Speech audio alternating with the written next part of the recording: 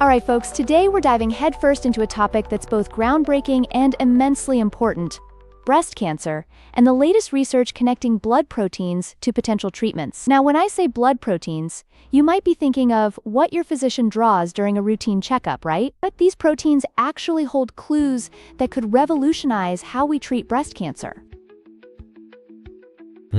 Wow, that's incredible. So these proteins are actually linked to the biology of breast cancer, right?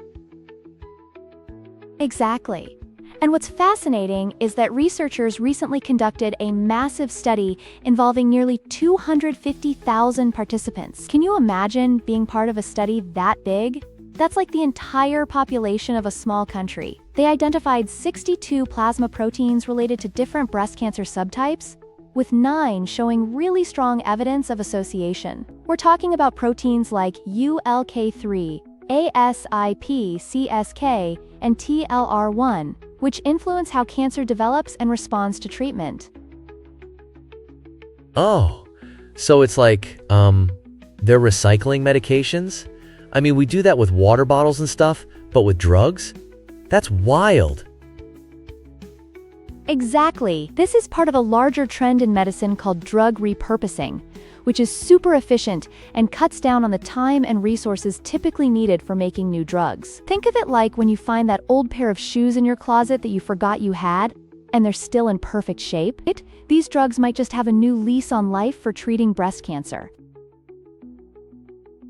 So you're saying it's about precision, right? We're no longer throwing spaghetti at the wall and seeing what sticks. Precisely.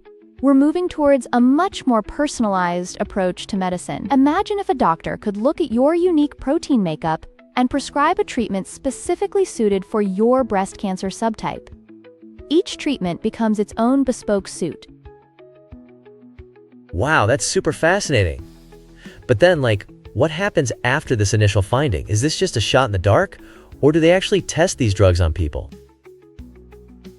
Great question. After identifying these connections, researchers must conduct further research to confirm if these drugs are effective in treating breast cancer linked to the identified blood proteins. It's a bit like being a detective.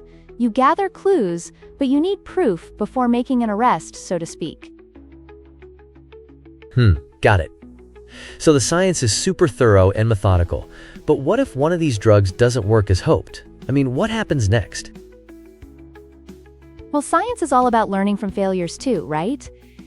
If a drug doesn't prove effective, it's not a waste. It contributes to our understanding of the disease. It's like gardening. Sometimes you plant seeds that don't grow, but each failure teaches you about the soil or the nutrients needed for the next planting. Oh wow, that's such a cool way to look at it. So even setbacks are just, like stepping stones to success in the long run? Absolutely.